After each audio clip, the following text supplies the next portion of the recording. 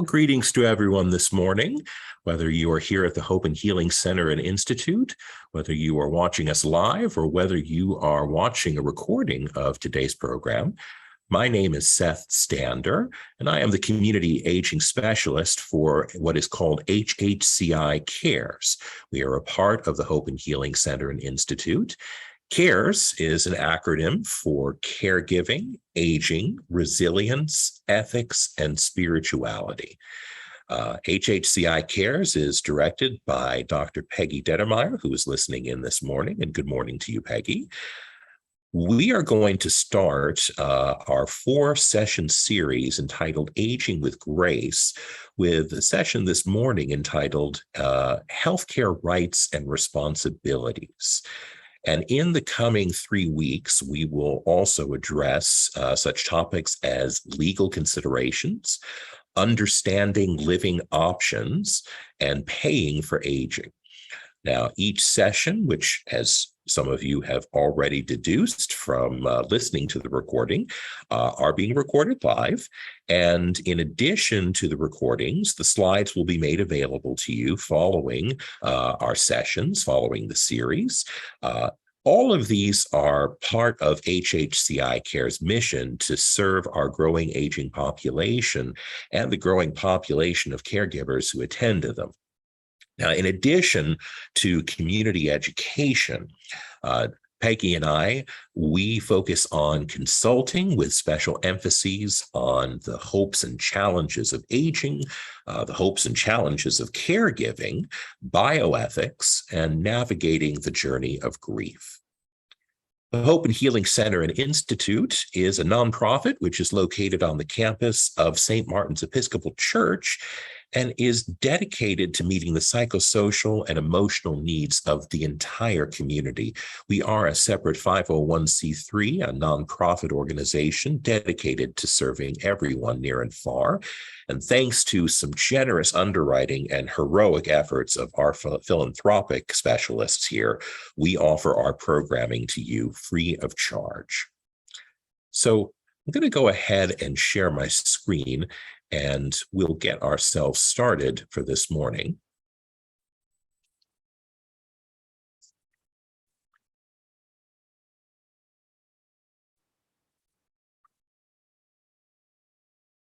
So let's focus first and foremost on the traditional duties of medicine.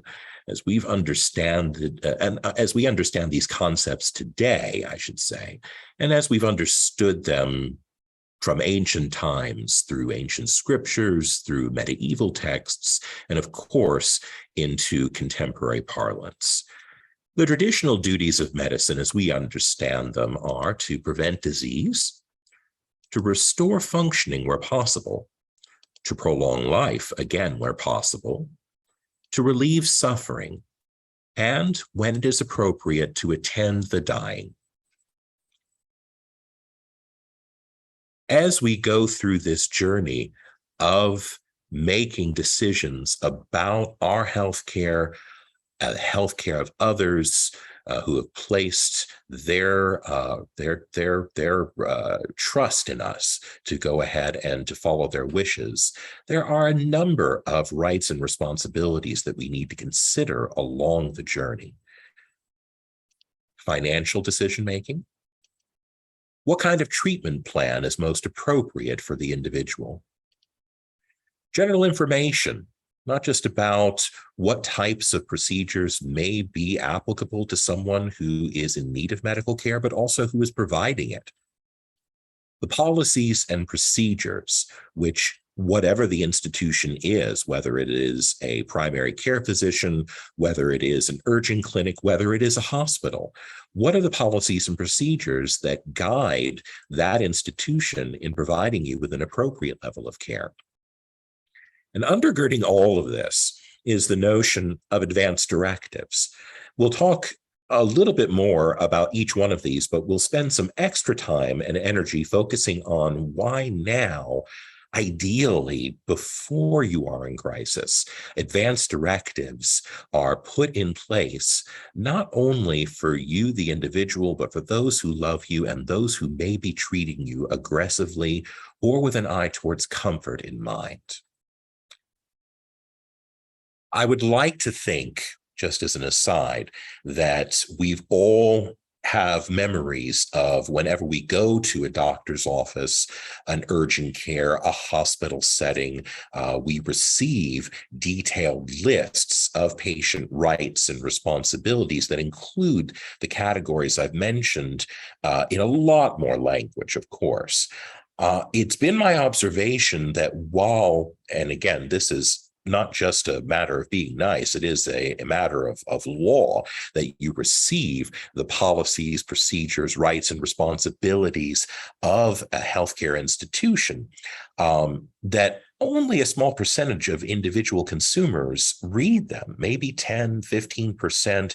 Now, I'm not judging anybody for going ahead and skipping to the end of the pile of documents and signing your name, especially if you go to a place in distress, God forbid. But I think it is important for you at some point when you are not in crisis to take those documents, and all of us have them tucked into our drawers somewhere from medical visits, and to take the opportunity to see how each of the categories of rights and responsibilities that are on your screen are articulated by that particular institution. So let's talk first about financial rights and responsibilities. In a way, it's the simplest category, but it is also, of course, the most expensive category. Now, with health insurance, it is a matter of what rate your company has agreed to pay your provider. And whatever is left over is, of course, yours to cover expense-wise. Without health insurance, you'll end up with a list of prices that the provider charges for various services. And of course, you'll have the responsibility for covering whatever you use. Now, I will say that if you don't have health insurance, if you are underinsured, if you find yourself out of network, by all means, look at the detailed explanation of charges. You have a right to see them. That's why they're on the left side of your screen. Those are the rights parts. And on the right-hand side of your screen are the responsibilities parts. You have a right for a full explanation of charges to be given to you in a timely fashion. And you have a responsibility to pay that bill after you've scrutinized the itemized charges, you have negotiated an alternate amount, perhaps, to what is on the face of the charge sheet. And I want you to remember that providers prefer to receive partial payment versus no payment at all. If you are capable of self-paying in full, that's wonderful. But as we know, health insurance only covers a certain amount, and a lack of health insurance can mean that a medical event can be potentially life-changing from a financial standpoint. So it is in your best interest to negotiate wherever possible, but with a full understanding of the charges for the services. And you want to, of course, confirm why those are on your list and have they actually been provided. Moving into that second category about treatment plans. Now, you have the right to follow whatever treatment plan is provided for you, to follow it partially, or to not follow it at all. One would argue as well that that is your responsibility to know yourself well enough to know what treatment plan has a reasonable chance of success for you, the individual, or for you, the proxy for a loved one who is trusting you legally as well as ethically with decision-making about their medical care. In addition to whether you simply accept or not accept a particular treatment plan in whole or in part, you absolutely have the right to discuss what the benefits and the potential complications of said treatment might be. So when we talk about participating in treatment and a discharge plan, you can certainly go ahead. And in fact, it is crucial that you are, or someone, again, entrusted with decision-making ability on your behalf, is involved in every aspect of that treatment plan from start to finish while you are within the walls of the doctor's office, the urgent care, the hospital setting, and more. Receiving reasonable requests for treatment I think ultimately making decision for care plans, I think ultimately both of these are all about making sure that, again, there is transparency throughout the process and that you are not beholden to a strictly hierarchical system where you are told, this is what's best for you. There are no alternatives we care to discuss. We live in a different age than other generations that may have previously simply trusted this is the path we are going to follow. It is absolutely appropriate for you to go ahead and to request information about whether the treatment plan that is being put forward to you is the only type of treatment plan for your condition, whether or not there are alternatives, and for that matter, alternatives that may cost less than what is being considered at this stage by your medical team. Continuity of care. You've got a right to follow up with your provider. Now, in some cases, this is follow up with your primary care physician. In other cases, this is making sure that your primary care physician receives the medical records of the type of care that you received at a higher level, such as urgent care or hospitalization. And we want to make sure that ultimately that continuity of care includes adding their perspective either while you are hospitalized or in urgent care or after the fact to go ahead and determine if the treatment plan that has been agreed upon for you in the short term is going to continue to work effectively or if there needs to be a shift as you complete your recovery. Having equal access to treatment is, as we all know, a work in progress, but it is a right that every one of us should speak up for. And I will give a plug here now for informed consent.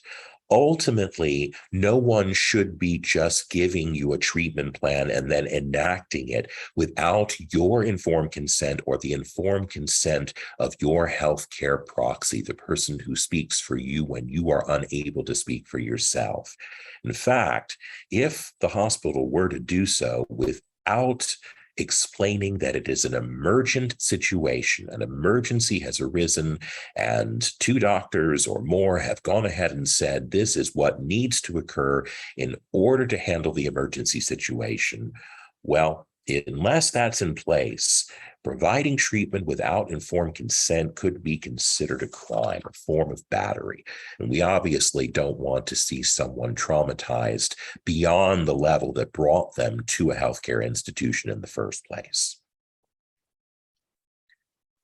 When we go into the third category, that ubiquitous information category, I alluded to some of the types of information that are essential for us to know and that we have the right to know, and I would argue the responsibility to follow up on if we're not getting that information in a timely fashion. So first and foremost, knowing the identity of the people who are tasked with our care. The names, the professional credentials of the people who are involved from the time you enter, say, a hospital as a hypothetical, to the time you are discharged. Receiving information about your patient rights is a must, and it has to be in some written format that you can easily read and understand.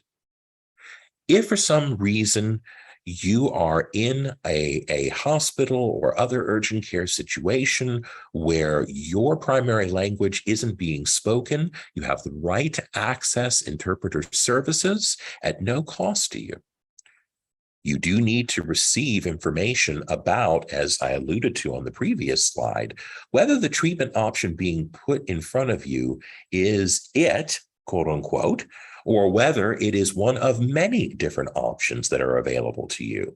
I will reiterate and use more specifically the idea that somehow if you've come into the hospital or to urgent care for uncontrolled high blood pressure, some prescriptions are going to be more or less expensive than others and may end up helping you in similar ways in bringing that blood pressure down within healthy parameters. You need to know how much medicines are going to cost you Whether you are paying a copay, whether you have no insurance at all, or whether you fall someplace in between in the underinsured category, or perhaps you're on some type of Medicare plan and you haven't reached that donut hole period, or if you have reached that donut hole period and are counting the dollars very carefully to make sure that you can afford the medications prescribed to you and taking them as prescribed, as opposed to trying to shall we say, stretch them out as you stretch your dollar. Accessing your medical records. Now, here I will go ahead and say that while you absolutely have the right to go ahead and to have your entire medical record from a hospital and urgent care encounter to be provided directly to you, the hospital, the urgent care institution has the right to charge you a reasonable fee for transmitting or printing you said records.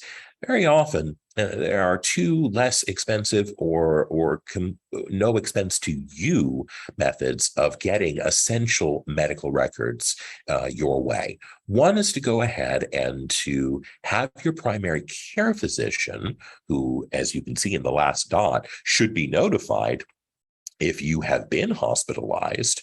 Whether they have privileges in that hospital or not, they need to keep track of your progress. Have that primary care physician go ahead and request the full records, not only because it's critical for continuity of care, but also because it's not going to go ahead and cost you any out of pocket for the primary care physician to receive those records from the hospital, the urgent care, and so forth.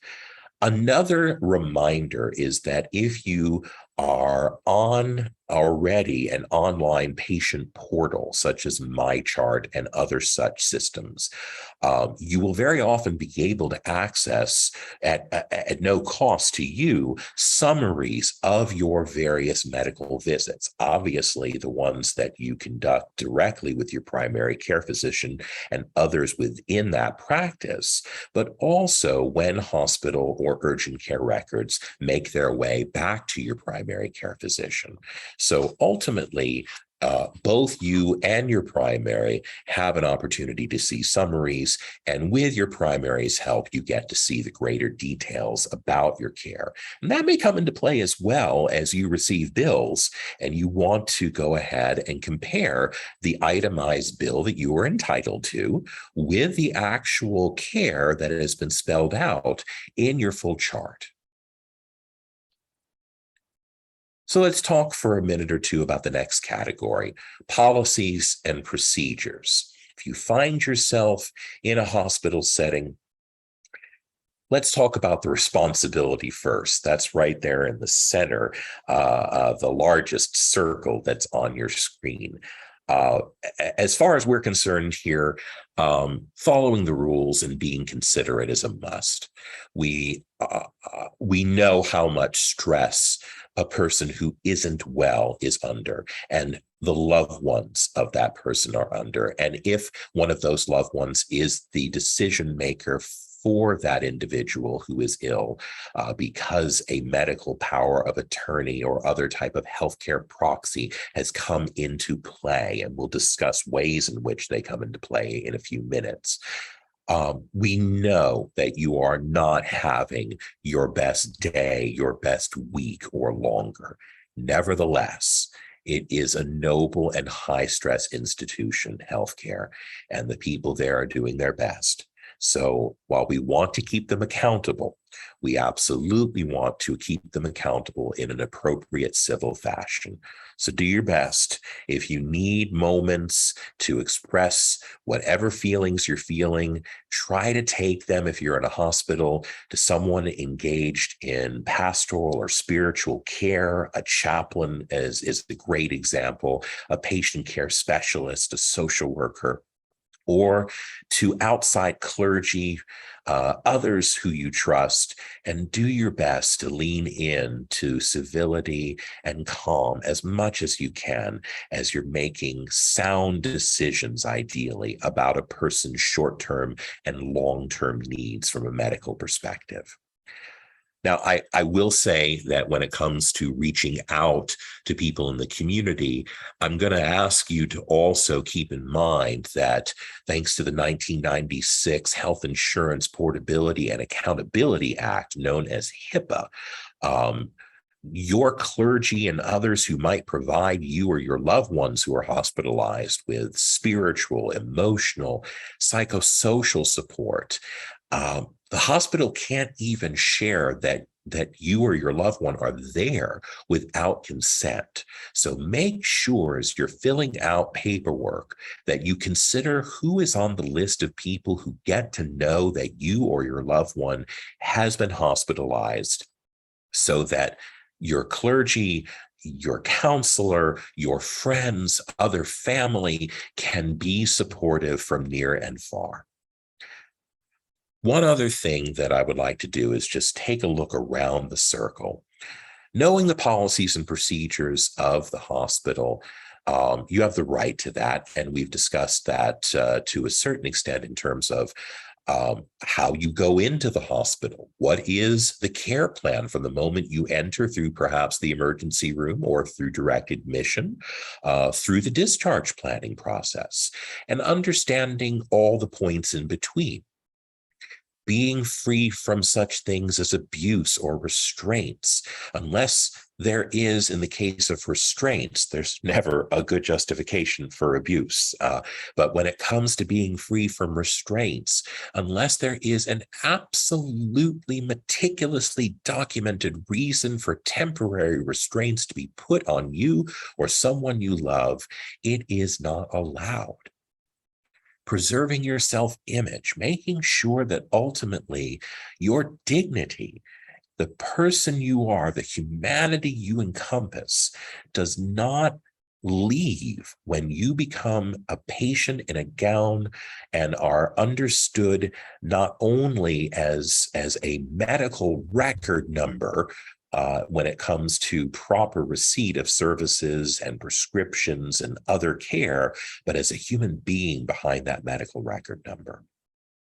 Engaging in ethical issues, which is to say, if there are legitimate conflicts that arise, whether it is between medical team and family, whether it's inside the medical team, whether it is inside the family, about the type of care that you or a loved one is receiving, you have a right to go ahead and to suggest and see that suggestion bear fruit in the form of gathering, whether it's formal or informal, a hospital's bioethics committee to discuss the issues that are in conflict when it comes to the course of care. CHECS, the Community Healthcare Ethics Consultation Service, which is a part of HHCI CARES, is the community equivalent, shall we say, to the ethics consultation services that are provided by hospitals. And very often we will go ahead and work with families and sometimes with the caregivers and medical providers when it comes to an individual preserving their autonomy and dignity on the one hand versus looking at the levels of aggressive versus comfort care that are considered appropriate at whatever stage of illness they may be facing. Maintaining confidentiality and privacy throughout this process. Well, I've talked a little bit about how to make sure that people who should be involved in knowing that you were in the hospital, knowing what your issues and concerns are, and helping to resolve them need to be written in, if you will, as far as people who have a need to know, and an understanding that unless those particular individuals listed, unless that list grows, no one else should be entitled, unless they are directly involved as part of your medical team, to know that you are there, let alone why you are there.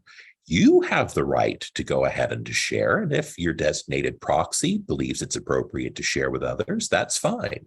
But the healthcare institution can only do so when it has permission from you, the patient, or you, the proxy of the patient. We're going to spend a few minutes now on advance directives. Advance directives are actually a relatively new phenomenon if we think about the history of modern society. I will say that as of today, and I'll add in there a thank goodness, we have a right to have advance directives written, witnessed, or notarized with signature and honored by healthcare institutions and physicians in individual practices. And we have the responsibility to get those advance directives put in place and to make sure that they are provided to the people who are charged with our care at any given moment of our lives. Why is this a relatively modern phenomenon and not something that has been codified for centuries? That's hard to answer. What I will say is that a modern 20th century family's experience served as a catalyst for state rules and ultimately federal rules to evolve to the point where the right to have advance directives, coupled with the responsibility to provide them to people who are tasked with our or our loved ones' care, became the norm. And it started in 1976 with a young woman named Karen Ann Quinlan. Some of you may be very familiar with her life and the sad years leading to the end of that life. Karen entered a persistent vegetative state and was taken to the hospital. Never exited that persistent vegetative state for the remainder of her days. And at some point during the long period of hospitalization, Karen's parents realized that ultimately this was no way for their daughter to continue to live. They asked the hospital to go ahead and to wean her from the ventilator that was keeping her alive. The hospital said, "We can't do that. We don't have the right to go ahead and to withdraw aggressive/life-saving treatment." The parents had the wish, though. So ultimately, they consulted with an attorney, took the hospital to court, and ultimately the court ruled in Karen's parents' favor.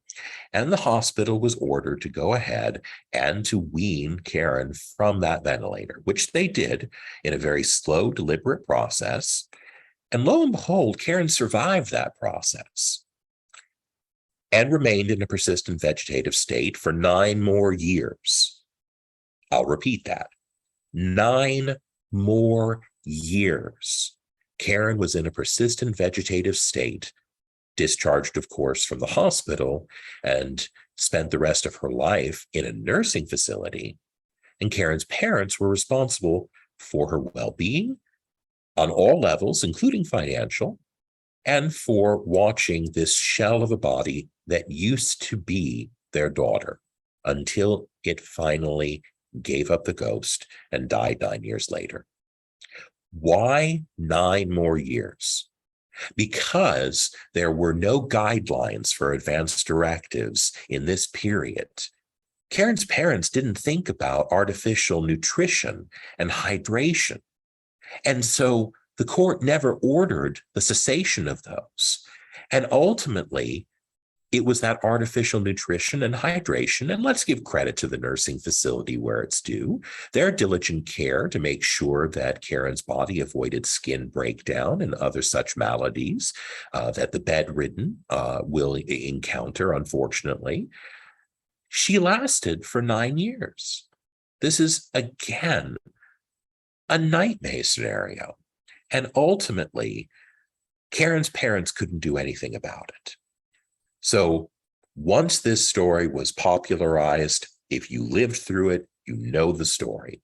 Or you have likely studied the story if you have ever studied about the autonomy of patients or the dignity of patients, whether decisions are made by them or by their proxies.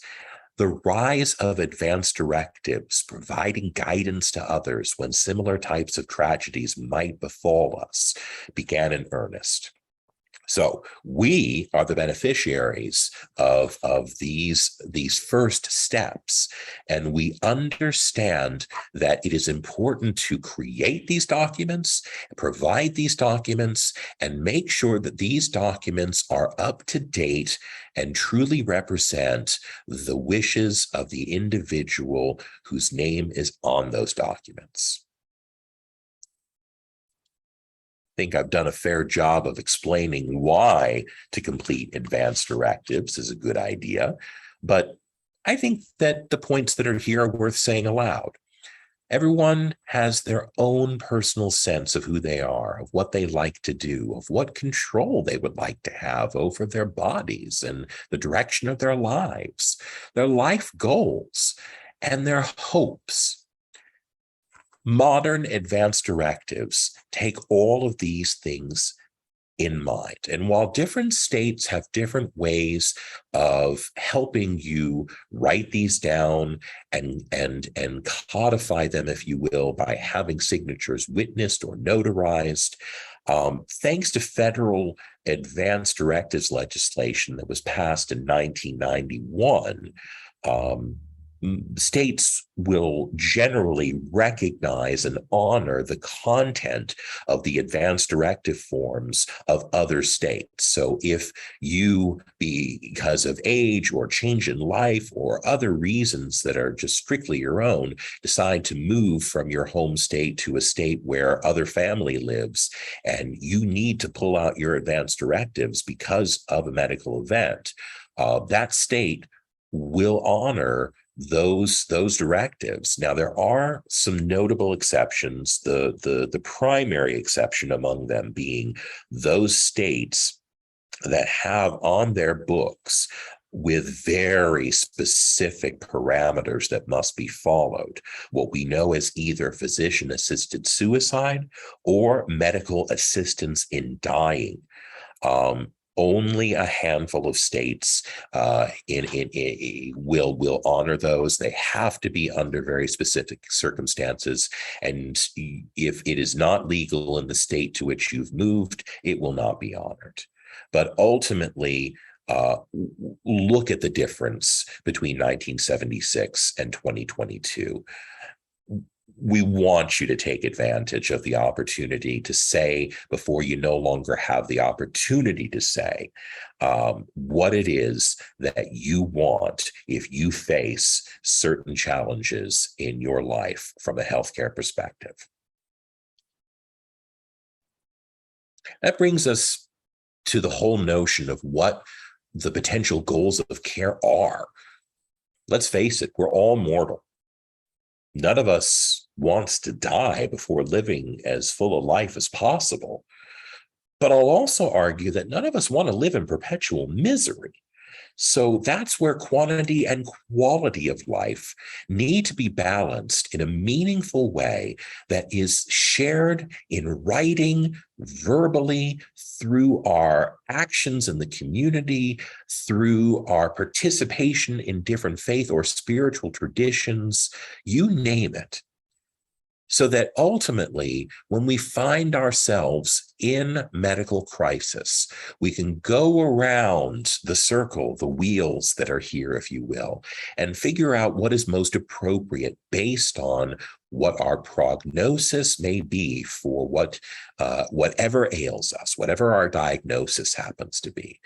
If our disease can be cured, let's work on curing it, so long as the cure isn't worse than the disease.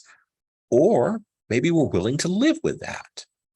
To avoid premature death, to maintain or improve function, to prolong life.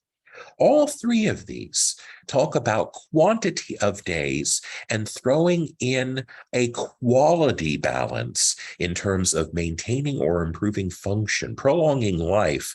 If I am in a persistent vegetative state without the possibility of improving my function, wow, that raises a lot of questions about whether or not I would want radical measures taken if I was in danger of quote unquote premature death. Or I could say, and I'd want to go ahead and have spelled out whether artificial nutrition and hydration were appropriate if I found myself in such an irreversible state. That's a way for me to stay in control. That's a way to recognize what is quality of life and what isn't quality of life. And in the end, that is a way for both me and those whom I love to have their suffering relieved, not just physical suffering, but also existential and spiritual and emotional suffering. If I am in a persistent vegetative state, do I want measures taken to prolong my life so that loved ones have to watch me, make sure that they're watching after caregivers for me, and potentially go into debt so that my body can remain alive, even though the spark that makes me me may not be here anymore. Horrific stuff, but important for us to discuss before a crisis occurs. Now, I do want to go ahead and give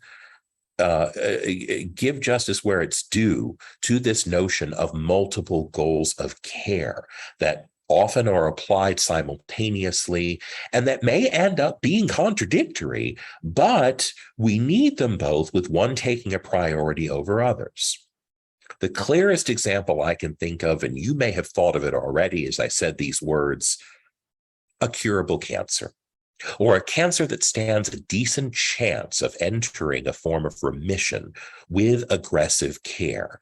Your chemotherapy, your radiation therapy, whatever else may invade your system and make you feel awful, may end up eradicating or at least arresting the progress of the cancer, which would otherwise shorten your days. If there is a fair opportunity for you to experience recovery as a result of the various cancer therapies that are out there, then taking an aggressive approach with a comfort approach to minimize the side effects of said protocols and medications, that is appropriate. It doesn't have to be an either or. Either I get aggressive care and suffer, or I get comfort care and I die before my time. If in fact there is a reasonable chance that aggressive care will allow you to remain in this world and to continue to be essentially you during the rest of life's journey. These need to be taken into consideration, not as either ors, but as and boths. Those situations will arise, and it is absolutely your right to consult with clinicians, with spiritual advisors, with counselors to help you on a psychosocial level. In fact, they will become an essential part of your care team if you let them. Let's talk about the environment of care that we all currently enjoy. It lengthens the quantity of our life, no question about that. Medical specializations that didn't exist a generation, let alone multiple generations ago. The effectiveness and the lower danger with each passing generation of going into surgery and the use of anesthesia, the rise and upkeep of intensive care units, all of these have helped to preserve and prolong life, quantity of life. One may also hope, of course, that quality of life is being preserved as well. We live in an age in which organ failure doesn't automatically equal death. Dialysis, a technology that is readily available as opposed to technologies or medicines that are scarce and may not be available to us, and therefore may ultimately go ahead and prove to be a pipe dream when it comes to how we attempt to prolong our days. Thankfully, dialysis falls into the former category, along with artificial nutrition and hydration, along with heart and lung assists, and so much more as we continue to innovate generation after generation.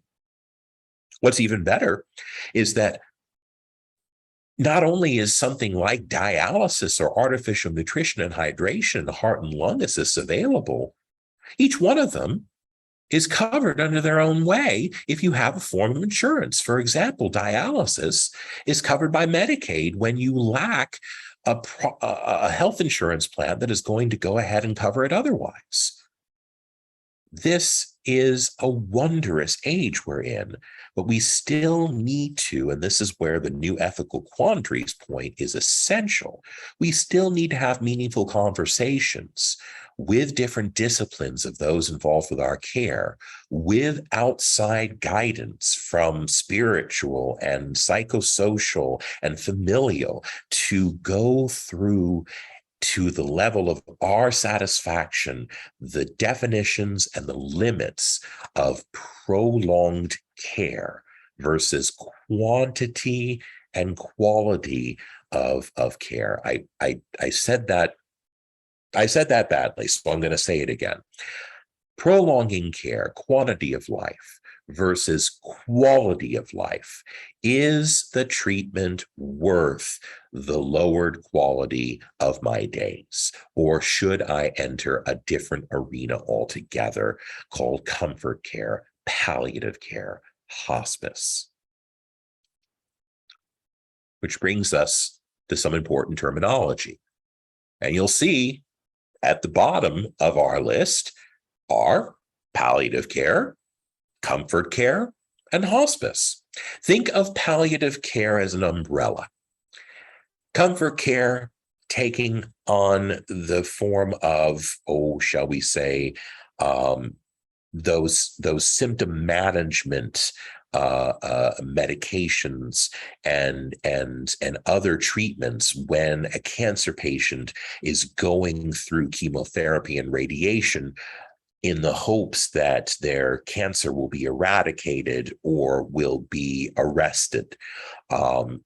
It is absolutely appropriate to look at comfort care alongside aggressive care in such situations. Hospice is another form of palliative care, a part of this umbrella of symptom management, championing quality of life when quantity of life is now in question.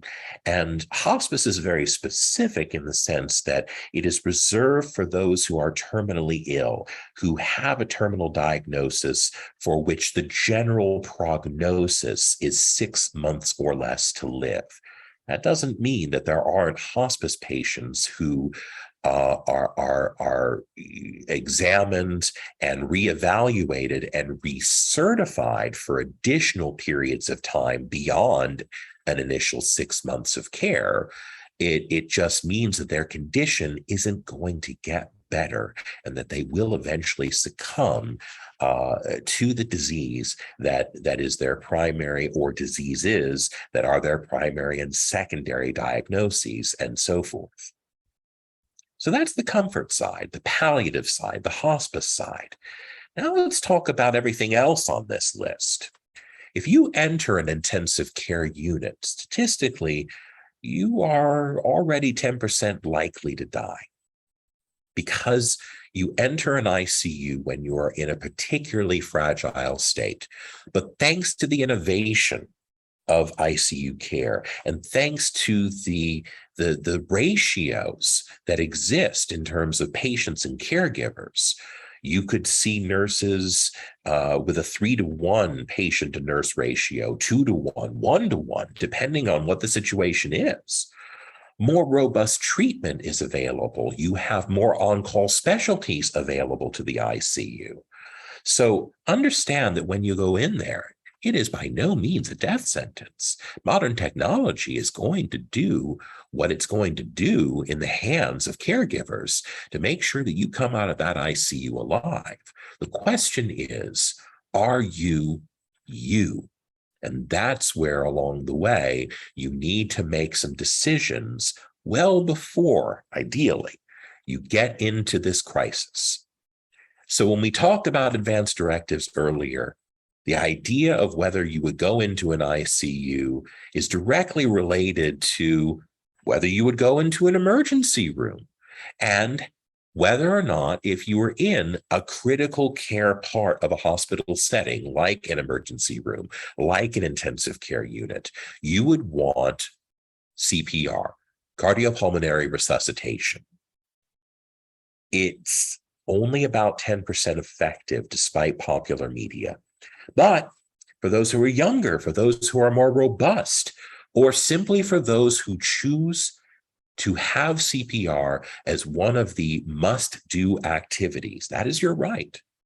I think it's also important for you to understand, and I won't go into the details here today, but to have someone who you trust walk you through what is involved in CPR. It is a brutal process on the body, even as you are attempting to restart the heart and to restart breathing. You may decide that that is too much for you, and therefore you're going to go ahead and you're going to say, I don't want CPR. I want what it is instead a DNR, a do not resuscitate order. So there are in-hospital, there are out-of-hospital formats for this, where there will be no chest compressions to potentially break your sternum and ribs. There will be no cardiac drugs. There will be no breathing tubes. You might go ahead and say, well, that's a little extreme. I don't want my chest caved in because the recovery from that could be more horrible than I can imagine. So why don't we compromise and do what's called a DNI, a do not intubate order, which is to say, I'm going to go with the cardiac drugs. I'm going to go with, well, all right, do the chest compressions if you must. Try not to break anything, but I understand it may happen. But I don't want to be intubated because that's going to be the ultimate violation for me. I don't want to go ahead and to live in a vegetative state dependent upon machines to go ahead and to keep me going. And then you may go ahead and say, you know what? If I come in and maybe I shouldn't even be there. Maybe I have what is called an out-of-hospital DNR, which we'll talk about in a few minutes. And I don't want to be here, but someone in my family, God bless them, they got scared and they went ahead and they got me to the hospital, and they didn't share that I have an out-of-hospital DNR. But along the way, we found my advanced directives in the records, and my AND, my allow natural death order, is in place. At that point, the hospital is going to only focus on symptom management and comfort. That may be because you have been living for a long time with a terminal illness. You may have been living for a long time with an irreversible illness, one for which there is no cure available, and you've exhausted the chronic treatment option. Maybe that's end-stage renal disease. Maybe that's Lou Gehrig's disease or ALS. Maybe that's Parkinson's. It's hard to say. But your family says, heroic measures, do everything. Or maybe you say, I don't want this. You have the ability to verbalize. Whatever's written in my advanced directives, scrap it. Do everything. Heroic measures. Crack my chest. Go ahead and give me drugs. Intubate me. Do whatever it takes. It's okay. I want you to know it's okay. But I also want you to be aware that each of these choices will have a blend of affecting your quantity of days and your quality of days.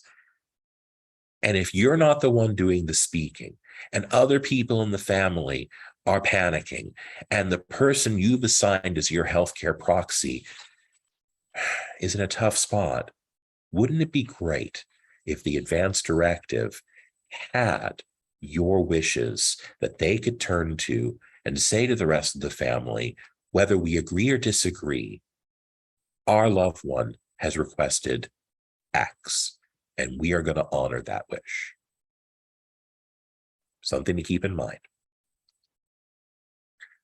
So how do you make sure that everybody, if at all possible, is either on the same page with regards to your goals and priorities, or is ultimately at a place where they can live with it, even if they disagree with it? In other words, you've made them aware of what your choices are, your goals and priorities are when it comes to your initial plan of care should you be hospitalized, whether or not your advanced directives as they currently exist at age 40 or 50 or 60 or 70 change with age, change with a difference in your health status, change if you have an illness that is advancing, change if you find yourself out of your home and now in a nursing facility or assisted living facility because of chronic limitations. And if treatments evolve, what will you do? The next 3 slides may help you discuss that with people you trust and love.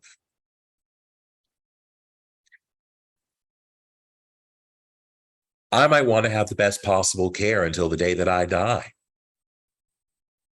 I may want to live meaningfully, and meaningfully to me may mean exactly what the first point said, or it may mean that there is an end to aggressive care. And the best care possible, as I define it at that stage, becomes comfort care under the umbrella of palliative care, whether it is comfort measures, whether I qualify for hospice care and utilize its services. Maybe I want to remain independent. Or maybe I'm at a point where I want 24/7 coverage, either at home or in a long-term care facility.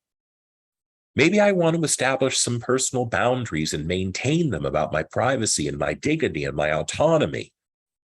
And maybe I want to choose the setting where I want to die with dignity. If possible, maybe that's at home. Maybe the last place I want to die is at home, and rather in a hospital or the inpatient unit of a hospice or a nursing facility. Who is to say? Except, of course, you. Write your choices down, please. Who makes decisions for me? Who gets the information about my care and my progress or my deterioration? How do we as a care team, we as a family, we as a community that includes my spiritual and psychosocial advisors, talk about the information related to my care, to my diagnosis, to my prognosis?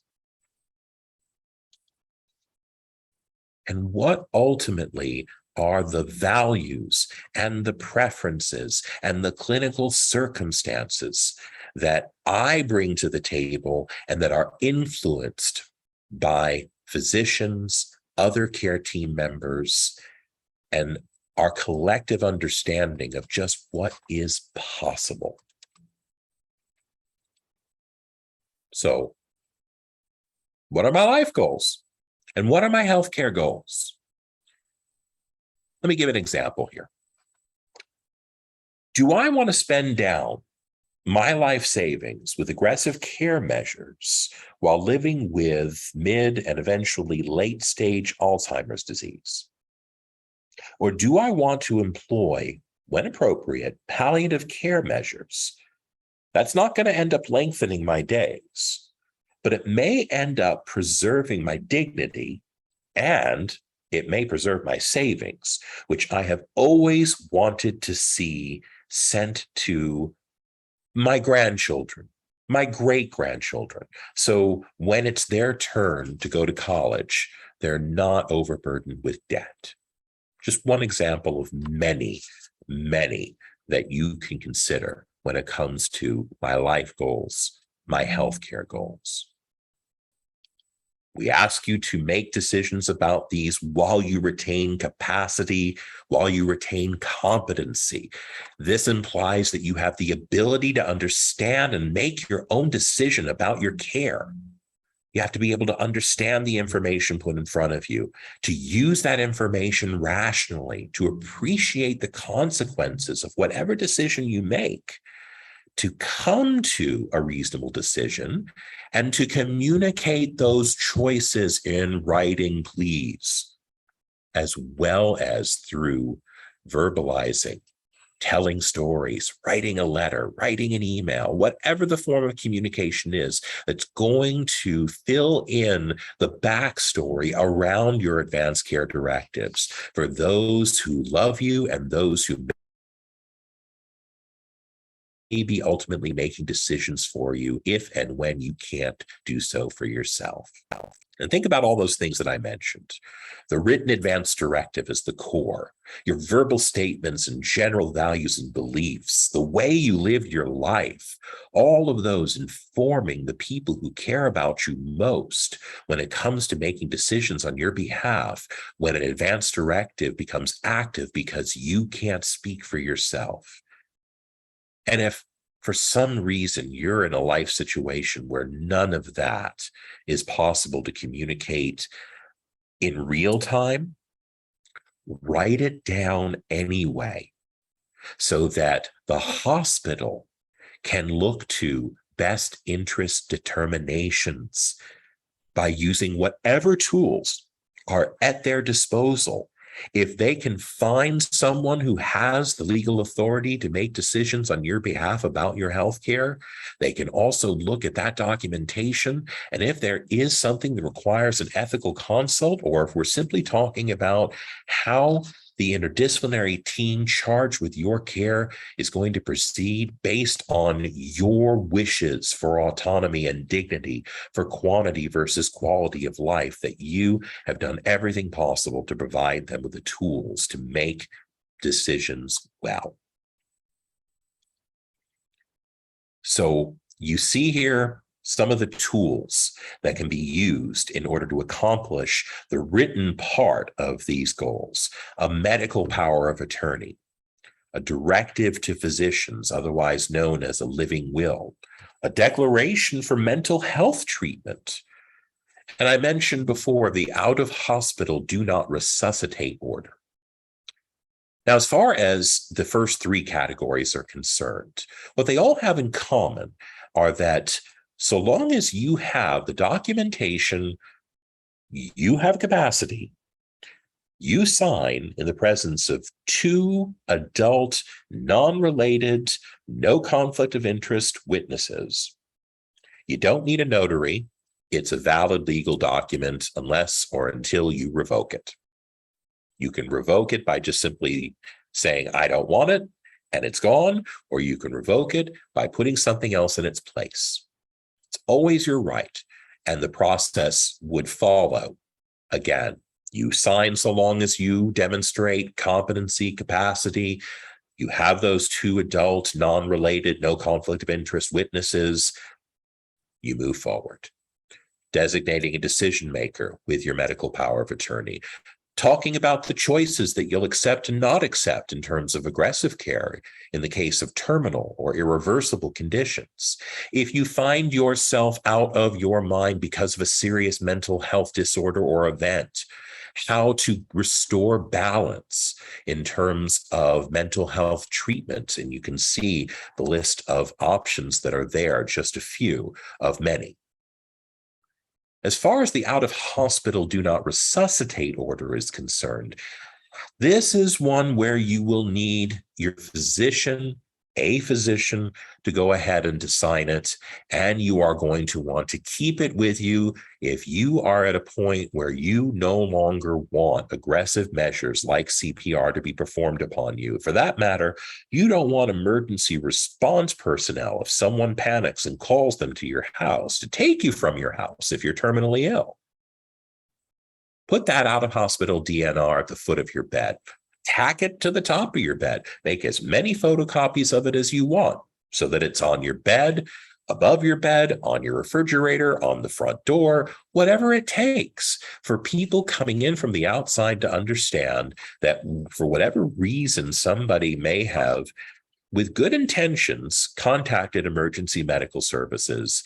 You have chosen a different path because you are choosing a quality of life for your remaining days versus quantity of life in your remaining days. Now, you're going to want to have a great deal of information at your disposal as you make such decisions about quantity versus quality of life. So I suggest, and I'll run through these just quickly today for the purposes of time, if you find yourself, sadly, diagnosed with a serious or a life-limiting illness, please, among the many questions you can ask, make sure to also ask, can you sketch the usual trajectory of this illness? If there's treatment, what do you hope it'll do for me? How is that treatment going to make me feel? What are the pros, the cons, the alternatives to that treatment? I want to know what it's like to die of my disease, and if and how medicine can ease my symptoms as I die. I want to know that if I elect for hospice services or another type of comfort care, are you still going to be my doctor, or are you solely involved with the aggressive measures and symptom management that may accompany them? And if it is appropriate, if I meet the qualifications for hospice, how will hospice benefit me?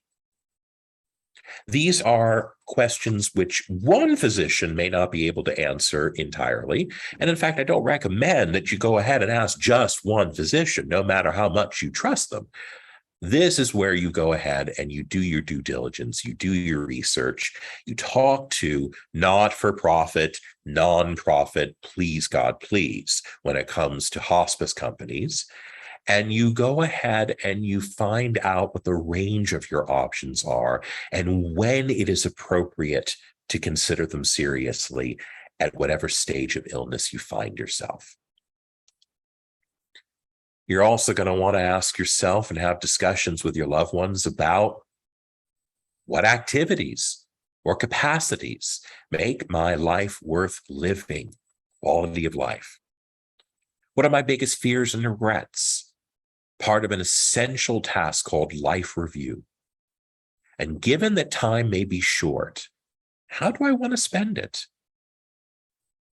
In Atul Gawande's book, Being Mortal, there's a wonderful story in there about a patient wanting to eat chocolate ice cream and enjoy watching football games for as long as possible. That was the beginning and end of the life goals. So the doctor tasked with that patient's care managed their treatment with said goals in mind. What a wonderful way to go ahead and to exercise your autonomy and agency and to be treated in turn with respect and dignity. Try to have these conversations with yourself and to have them verbally, and please archive them in email, in an audio recording on your phone or on your computer in some fashion, so that ultimately those who may not agree with you or may not have been involved in the initial conversation can come to understand and respect how and why you've made certain decisions about the last stages of your life.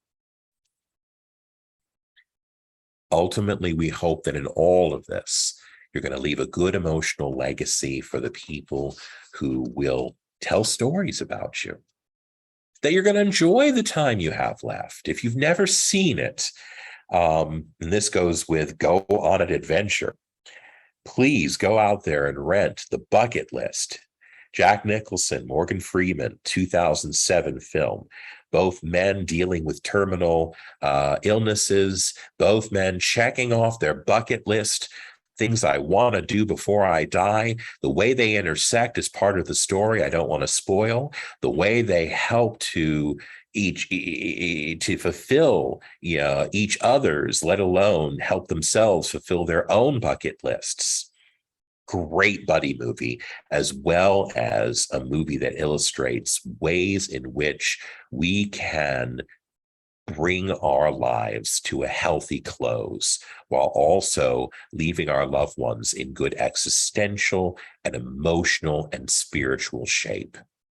And hopefully, if we're contributing to their means, good financial shape as well. Summarize. Know thyself. You know yourself, but we don't tend to think about what our needs and wants are unless we're in crisis.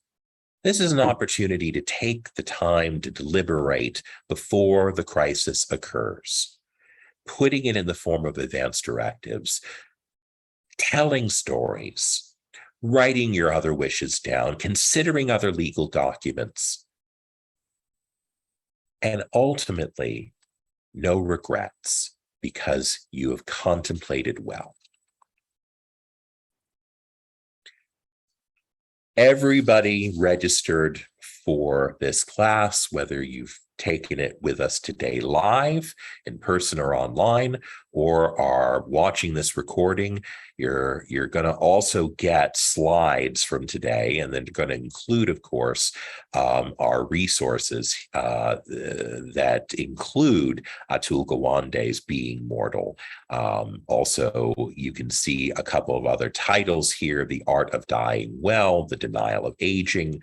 There's online resources that we absolutely want to go ahead and make sure that you take to heart. The Caring Conversation Guide provided by practicalbioethics.org, mydirectives.com, respectingchoices.org, and the state of Texas through Health and Human Services, the various forms that you can fill out. Again, most of them on your own, although I do encourage, and we'll talk more about this when it comes to legal considerations, that you work with an attorney, because while you're working on advanced directives, it would be nice to make sure that in addition to your medical power of attorney, you have what is called a durable power of attorney. You end up dealing with potentially living trusts. You end up making sure that your will is either created or revised. We'll talk more about that in future sessions, to be sure. But all of these are resources for your consideration. Before we conclude, I do want to go ahead and say, first and foremost, thank you to everyone.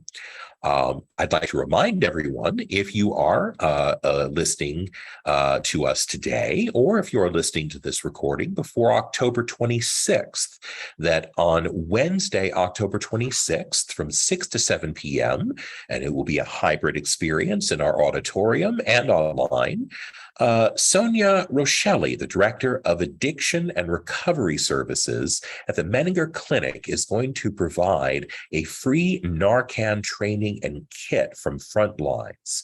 This is part of the Hope and Healing Center and Institute's presentation of the A.J. Weisberger Education Series on Addiction.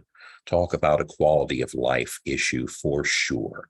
You can go to our website, which can be reached at hhci.org, or if you prefer, hopeandhealingcenter.org. Go to events and register there. It will take you to Eventbrite, and you'll be able to register for the program. And you'll also see the list of other programs we're offering as we go through the end of October and into November. And that includes, of course, the 3 remaining sessions of Aging with Grace, which we certainly hope to see you at. Again, we meet for this season from roughly 9 to 10:15 on Mondays, today, next week, and the following 2 weeks, to get through all 4 of our sessions. That will be October 31st, November 7th, and November 14th, respectively. And we are so glad that you took the time to be with us today.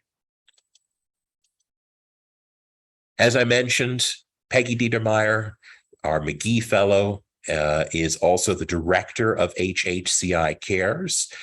She can be reached at pdietermeyer@hhci.org. I can be reached at sstander@hhci.org. You also see our respective direct phone lines. We are here to help in any way through the work week, not just to refresh your memory of anything you learn in an education setting, but also direct consultations and coaching on all the different matters I mentioned.